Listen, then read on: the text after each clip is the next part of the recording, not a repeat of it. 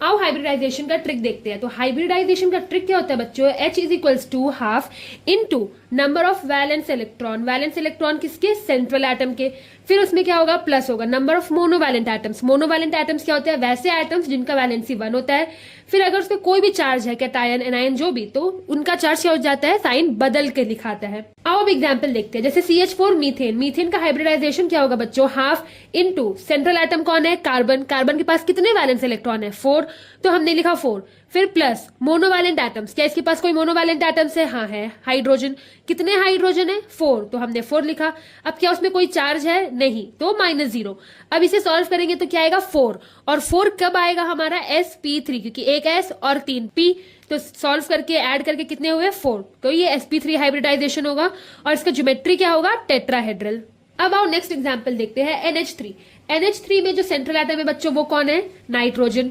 Nitrogen के पास valence electrons कितने हैं, 5, तो इसी के लिए इसका हाइब्रिडाइजेशन क्या होगा, हाफ इनटू 5 प्लस, अब इसके पास कोई मोनोवैलेंट एटम्स है, हाँ है। हाइड्रोजन, कितने हाइड्रोजन है, 3, तो 5 + 3, क्या कोई चार्ज है, नहीं, तो -0। अब इसे सॉल्व करेंगे तो फिर क्या आएगा, 4 और फिर sp3, फिर टेट्राहेड्रल। वैसे ही अमोनियम आयन, यहाँ पे क्या है, NH4। नाइट्रोजन फिर से सेंट्रल एटम है, कितने वैलेंस इलेक्ट्रॉन, 5, तो हाफ इनटू 5 प्लस कितने मोनोवैलेंट एटम्स है, 4, तो 4। अब क्या कोई चार्ज है, हाँ है, प्लस, तो प्लस का उल्टा क्या होगा, माइनस, तो हमने लिखा -1।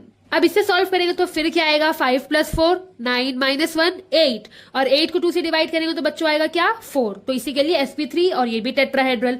अब एक अलग एग्जांपल देखते हैं, कार्बोनेट आयन। यहाँ पे सेंट्रल एटम कौन है बच्चों, कार्बन। वैलेंस इलेक्ट्रॉन कितने, 4, तो हाफ इनटू 4।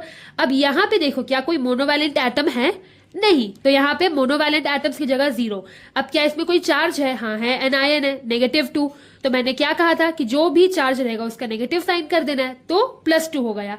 अब 4 + 2 कितना होगा, 6, डिवाइडेड बाई 2 3, तब 3 में क्या होगा, एक s और 3 चाहिए, तो अब 2 बचा, तो कौन आ जाएगा, p2। तो ये क्या बना, ट्राइगोनल प्लेनर। ट्राइगोनल प्लेनर मतलब कि सिर्फ एक प्लेन है, जैसे ये एक प्लेन है, यहाँ पे एक एक्स, एक बॉन्ड यहाँ बना, एक यहाँ बना, एक यहाँ बना, वैसे बनता है। फिर लास्ट एग्जांपल है XeF6।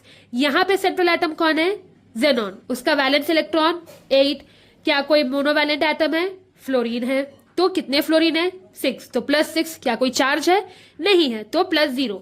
अब इसे सॉल्व किया तो क्या आया, 7, तो 7 क्या होगा, एक s हो गया। p में कितने ऑर्बिटल्स होते हैं, 3, तो इसी के लिए मैक्सिमम 3 ले नहीं सकते हम लोग। और फिर d3 बचा, तो d3, और इसका ज्योमेट्री क्या होता है, पेंटागोनल बाई पिरामिडल। अब आप लोग कमेंट करके बताइए हाइब्रिडाइजेशन ऑफ XeF4 क्या होगा और इसका ज्योमेट्री।